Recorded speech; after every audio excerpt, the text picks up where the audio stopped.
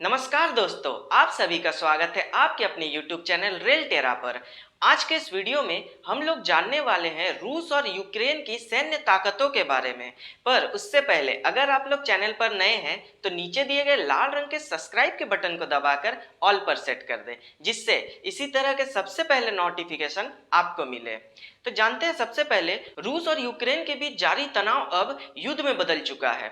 रूस अब यूक्रेन पर मिसाइल, रॉकेट और टैंक से हमला कर रहा है। रूसी सेना अब तक यूक्रेन के बहुत बड़े बड़े शहरों पर कब्जा कर चुकी है। रूस की सैन्य ताकत को देखते हुए यह अंदाजा लगाया जा रहा था कि यूक्रेन की सेना ज्यादा दिनों तक इसके सामने टिक नहीं पाएगी, पर यूक्रेन की सेना ने बहुत ही अच्छे तरीके से इस युद्ध का डट कर सामना किया है। रूस और यूक्रेन की सैन्य ताकतों को जानने से पहले हम यह जानने की कोशिश करते हैं कि इस युद्ध का कारण क्या है और रूस के राष्ट्रपति व्लादिमीर पुतिन ने इस युद्ध को क्यों छेड़ा। रूस और कुछ देशों को मिलाकर पहले यूएसएसआर हुआ करता था, जिसका फुल फॉर्म है union of Soviet socialist republics. इस यूएसएसआर में कुल 15 देश हुआ करते थे। उन देशों के नाम है रूस, Belarus, Ukraine, Azerbaijan, Armenia, Georgia, Uzbekistan, Kyrgyzstan, Kazakhstan, Turkmenistan, Tajikistan, Moldova, Latvia, Lithuania और इस्टोनिया। कुल 15 देश यूएसएसआर में हुआ करता था। पर 1951 में एक विद्रोह हुई और उस विद्रोह के बाद ये 15 देश अलग अलग हो गए, लेकिन अब भी सबसे बड़ा हिस्सा रूस के पास ही था। इसी में यूक्रेन भी जो है 1991 में रूस से अलग हो गया। अब इसमें यूक्रेन की कोई उतनी बड़ी गलती है नहीं। इसमें यूएसए और नाटो, इन दोनों ने यूक्रेन का एक तरह से मोहरे के रूप में इस्तेमाल किया। नाटो जो है इसमें कुछ देश है और इसका क्या मोटिव होता है कि अगर इन देशों में से किसी भी एक देश पर कोई अगर हमला करता है तो इन 30 के 30 देश मिलकर उस पर हमला कर देंगे। मतलब एक तरह से ये लोग एक गठबंधन है जिसमें सभी देश मिलकर युद्ध करते हैं। अगर युद्ध छिड़ा तो ऐसे तो युद्ध किया नहीं जाता है, लेकिन अगर युद्ध छेड़ा जाता है तो 30 के 30 देश उस पर अटैक कर देंगे। तो इसमें नाटो में क्या क्या देश है? सबसे बड़ा है USA, UK, Canada, France, Germany, Italy जैसे कुल 30 देश होते हैं। जैसा कि आप मैप में देख सकते हैं, रूस और यूक्रेन अपने बॉर्डर की साझा करते हैं।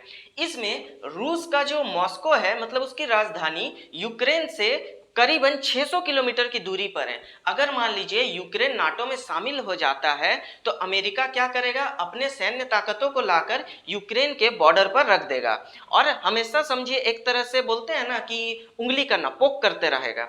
हमेशा रूस को पोक करते रहेगा। ये कभी एक मिसाइल छोड़ देगा तो कभी कोई स्ट्राइक कर देगा, कभी सर्जिकल स्ट्राइक कर देगा, कुछ ना कुछ करते रहेगा।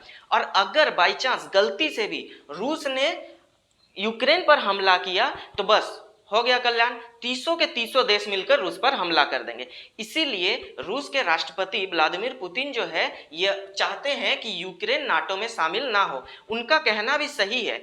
सबसे बड़ा होता है देश की सेवा। देश की सेवा को सर्वोपरि रखा जाता है और वैसे ही व्लादिमीर पुतिन ने भी अपने देश को सबसे पहले रखा। वो अपने देश के सिक्योरिटी के लिए अब ये यूक्रेन पर हमला कर चुके हैं, क्योंकि वह चाहते हैं कि यूक्रेन नाटो में शामिल ना हो। नाटो में शामिल हुए तो बहुत ज्यादा प्रॉब्लम उनको होगी। एक तरह से समझिए वो बंद जाएंगे, वो कुछ नहीं कर सकते, बस मार खाते रहो। जैसे होता है ना, हाथ पैर बांध दिया और मार खाते रहो, बस ऐसा हो जाएगा। वो रूस को बचा ही नहीं पाएंगे। तो वो अपने तरफ से बिल्कुल सही है उनका करना। उनका जो ये युद्ध करना है वो बिल्कुल भी गलत नहीं है।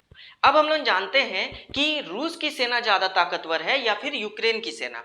तो सभी को पता है रूस की सेना बहुत बड़ी है। वो पूरे वर्ल्ड में 5वें स्थान पर आती है।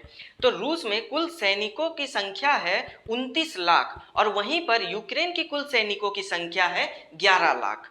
रूस में कुल एक्टिव सैनिक, मतलब जो अभी कार्यरत है, वो है 9 लाख और वहीं पर यूक्रेन में कुल कार्यरत सैनिक कितने हैं? 2 लाख। यूक्रेन में रूस में जो रिजर्व सैनिक रखे गए हैं वो करीब 20 लाख के बराबर है और वहीं पर यूक्रेन में 9 लाख के बराबर रिजर्व सैनिक रखे गए हैं। वहीं पर अटैकिंग एयरक्राफ्ट जो है रूस में कुल 1511 है और वहीं पर यूक्रेन में सिर्फ 58 है।